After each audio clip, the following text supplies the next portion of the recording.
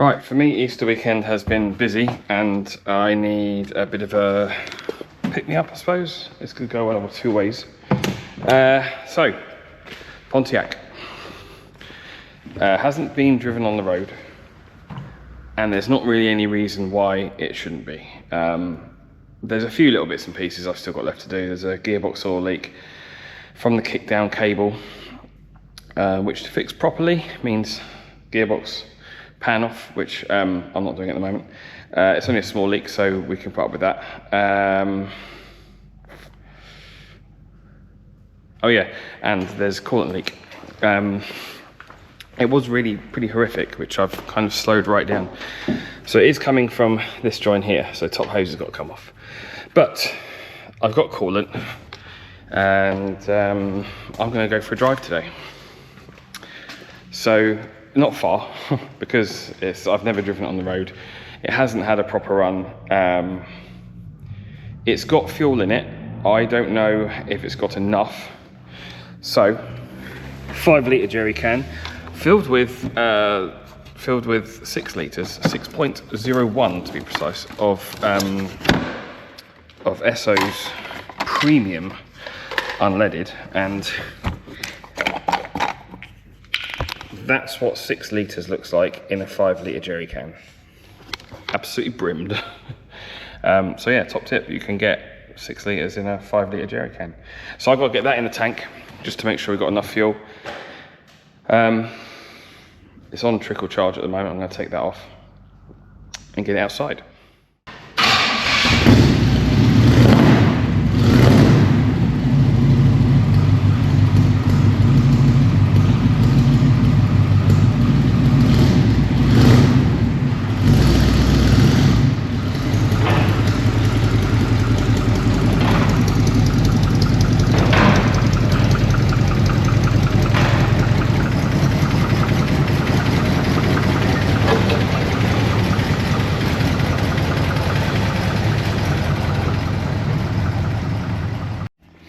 So here she is. For those who don't know, she's a 1980 Pontiac Grand LeMans, which I had never heard of when I saw this thing for sale on Facebook Marketplace. Yes, for those who, again, don't know, the reason I bought it is because it's green. I was in the market for an American car. Not in the market as such, but always wanted one. Proper American V8, which I think you'll agree this is. Done a few bits and pieces over the years. About a year ago, she was ready to take home. Hold on, you can't see my face. About a year ago, she was ready to take home, and yeah, just literally doing final checks and heard a slight knock from the engine. Turned out bearings were shot. So this thing's had a full strip down rebuild from the bottom up, engine wise. Interior, the door cards have been painted black. They were blue. I haven't done the armrest yet. Someone's dyed the seats in the past. That wasn't me. You can see the original blue, and the front ones are a darker colour, but that's not, again, doesn't really bother me. The reason I'm not taking it home just yet is because you'll see I don't have a temperature gauge. I have a temperature warning light, which I'm not overly happy with. I do tend to have cars that overheat, so like I said, we're only going to do about a mile today, and so I feel brave and want to do the same journey twice. You'll notice the paintwork is absolutely shot. Previous owner painted this. Again, it was blue.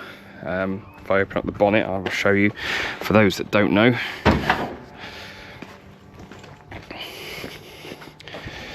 Oh no, I painted most of this. This was the original colour. It's not a kind of quite a nice light blue, but again, if it was that colour when I bought it, I wouldn't have bought it, if that makes sense. Engine's all been rebuilt. The wiring still needs tidying up. This is the wire for my new automatic choke. So yeah, that's I've got to tidy all of that up, and some tails down here. The air filter doesn't sit on the new carburetor very well. Doesn't even screw on, so we're going to hope for the best. Again, we're only going for about a mile, and I also haven't tuned the carburetor yet, actually, to be fair, so I still need to do that. And we do have a coolant leak, or we did have a coolant leak from this hose. At the moment it's still dry, so fingers crossed. We've got plenty of coolant. It's above the level it should be when it's cold. Right, we've got a new camera. This is sunroof cam. Oh, right. Find the seatbelt. There we are. She's a very high seatbelt. Oh man, where's the buckle? Right, I think we are in. Retract my seatbelt.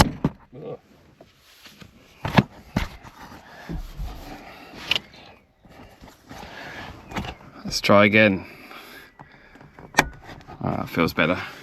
Okay, my seatbelt has gone a bit, come out a bit, but won't go back in. So we're on to a good start.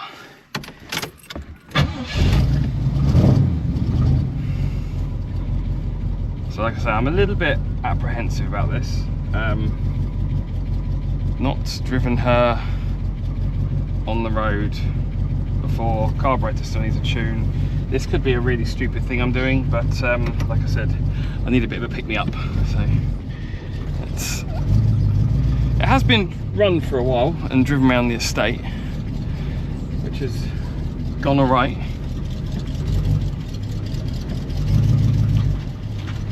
Just listening to that V8.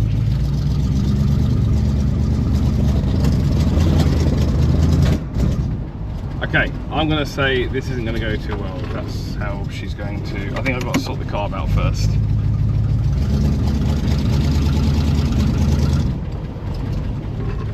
That's frustrating.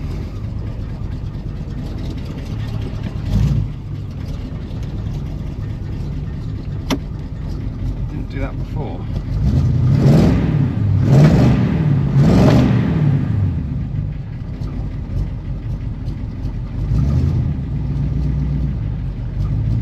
Maybe we'll give it another go. That sounds more like timing to me.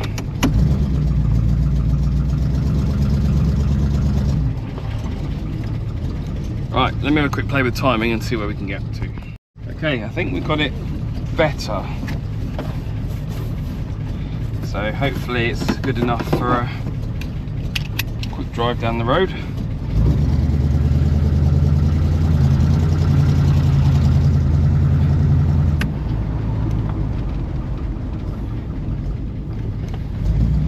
The reason I've chosen today is because this road's closed. So off we go. The speedometer's working.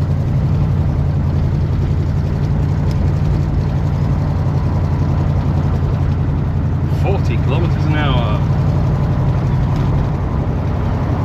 Definitely got to sort out the timing and the carburetor because we feel really underpowered. And I really don't want it to break down because it's a long way to push it back.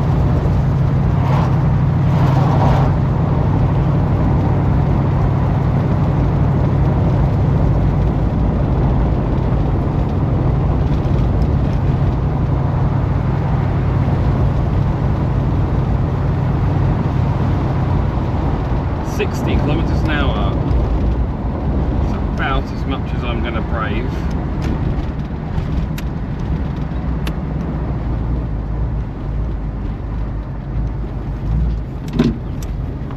She feels very soft, but then she's a big wallowy American muscle car. Well, maybe less of the muscle.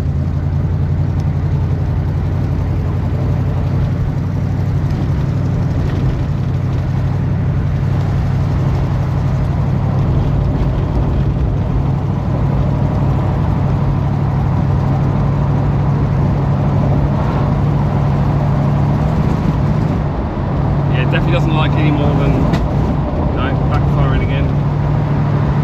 So any kind of heavy throttle, she's not happy, so got some work to do there.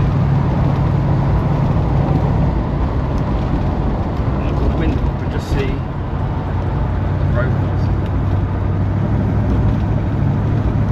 She's not bad.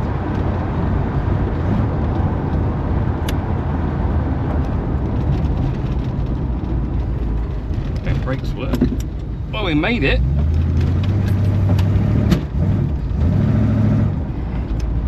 Yeah, she's definitely not happy with any kind of throttle load, but that has made me quite happy.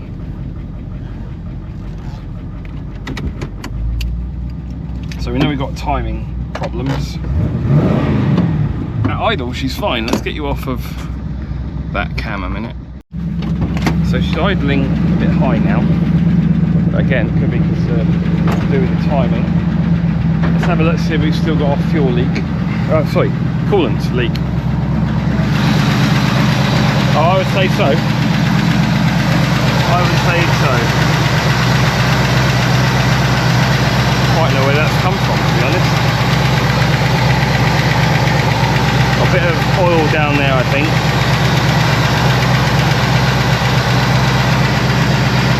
She's not leaking like she was.